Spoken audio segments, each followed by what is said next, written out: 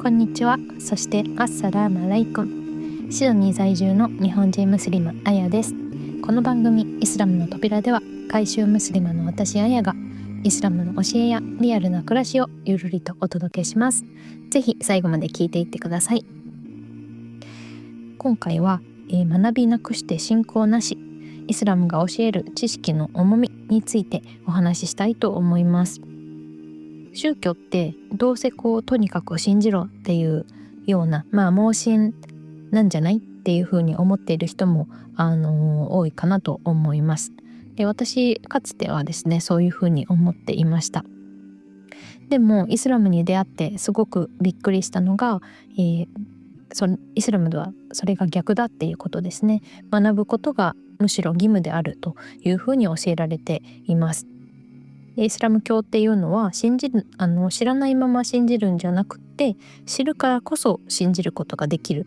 で、この、世界をどういうふうに見るのか、なぜ信じるのか、どう生きるのかみたいな、そういったことを自分の頭でちゃんと考えて探求していくプロセスで、そのガイドラインがイスラム教であるみたいな、そんな感じなので、そのすごい学びのプロセスだったりとか、学び続けるっていうことをすごい大事にする宗教になっています。なので今日はですね、その根拠、なんで学びが大事なのかみたいな部分の根拠を聖典のクルアン、コーランと預言者の言行録、ハディースから、いろいろと抜粋してみたので、ご紹介したいなと思います。まず最初ですね、イスラムの預言者ムハンマドがアッラー神様から最初の啓示を受けた時、その最初の一言っていうものは、実はお祈りせよとか断食せよとか寄付をしなさいとか、そういったことではなくって、第一声はですね、読め、アラビア語でイクラっていうんですけど、読めっていうことでした。一番最初に掲示された、説なんですけど、それはクルアン96章の、1から5節になります。日本語訳を読んでみたいと思います。読め、創造されるお方、あなたの主の皆において、彼を、人間を一階の行血からお作りになった。読め、あなたの主は最高の尊貴であられ、筆によって書くことを教えられたお方、人間に未知なることを教えられたお方である。はい、ということで、読めっていうのは、これはムハンマド、預言者ムハンマドに対して読めっていうふうに言っていることが入っている感じですね。ではここからも分かるように、イスラムにおいて神様から与えられた知性を使って学ぶことの大切さみたいなところが最初に下された啓示からも、読み取ることができるかなというふうに思います。で、最初にもちらっとお伝えしたんですけど、以前のポッドキャスト、多分第2回とかでもお伝えしたかなと思うんですけれども、イスラムにおいて学ぶことっていうのは推奨じゃなくって義務になっています。で、それは言行録ハディースに、根拠がありまして、知識の探求はすべてのムスリムの義務であるっていう言葉が、ムハンマドの言葉が残っています。ここで注目したいのは、ハディースのすべてのムスリムの義務っていう言葉になります。イスラムは1400年以上前にスタートというか、今の現在の形のイスラムというものがスタートしたわけですけれども、その時から女性も男性と同じように学んで知識を探求する義務があるよというふうに明確に伝えています。で、今でこそ教育が男女ともに受けられるのって当たり前のことになってますけれども、例えば日本では女性が自由に大学に進学できるようになったのは戦後1948年ぐらいからだったというふうに言われていますし、ほんの数十年前まで世界的に見ると学問は男性のものみたいな、そんな風潮、だったと言えます。で、西洋社会でも19世紀ぐらいから女性も学ぶことができるようになったというようなデータもあったりします。で、そんな風に考えると、西暦600年のアラビア半島ですね。で、男女関係なく知識の習得をせよっていうイスラムの教えって、すごいイスラム教ってなんていうか、遅れてるっていうふうによく言われますけれども、むしろすごく先進的な宗教だなと私は学べば学ぶほど感じるのがこういったところだったりもします。でこれまた以前の、ポッドキャストでお話しした内容ですけど、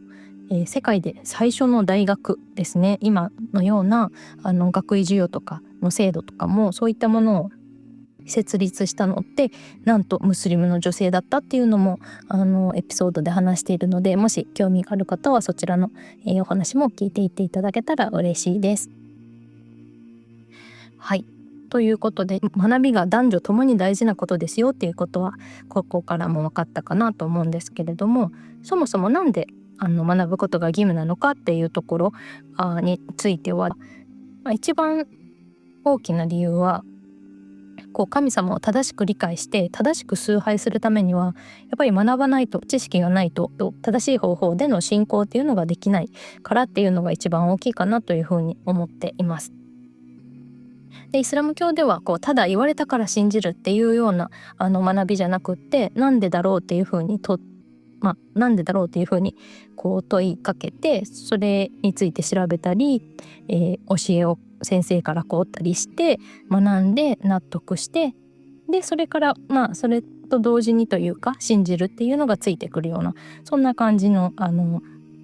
学びになっていますし、イスラムの教える信仰の形っていうのはそういう知識あってこその、信仰っていうふうに言えるかなというふうに思います。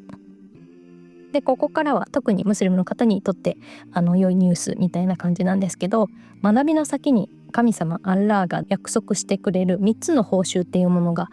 あります。3つだけじゃないと思うんですけど、3つ今回はハディースだったり、クラーンから、抜き出してみました。で1つ目、アッラーはあなた方の中信仰する者や知識を授けられた者の位を上げられる。本当にアッラーはあなた方の行う一切を熟知される。これはクラーン58章の11節からの抜粋です。でここにもあるように知識っていうのは私たち自身の人格とか信仰の質とかを高めてくれるものになります。もちろん知識だけがあればいいってわけではないんですけど、知識がないとやっぱり無知になって無知ゆえの失敗だったり間違いをしてしまうということがあるかなと思うので、考えてみれば私たちも何かについて全く無知な時ほど知らず知らずのうちに断定的なことを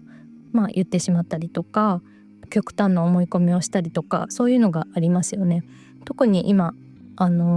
いろいろと世界各国で排他的な動きがあるかなと思うんですけれども、イスラムについての批判、ムスリムについての、恐怖みたいなのってやっぱり皆さん無知だからそういう風なものが生まれてしまっているんだろうなという風に感じます。なので私たちはやっぱり正しい知識を得て自分たちがそういう風な、無知で傲慢な人たちにはならないように謙虚でより良い人間になるように学んでいく必要があるなという風に感じます。で2つ目のアッラー神様からの報酬についてですけれども、天国への道が簡単になるというものがあります。これは、ハディースからですね。誰であれ知識を求める道を歩む者にはアッラーが天国への道を容易にしてくださる。これってさっきの、クラーンの一節ともつながりますよね。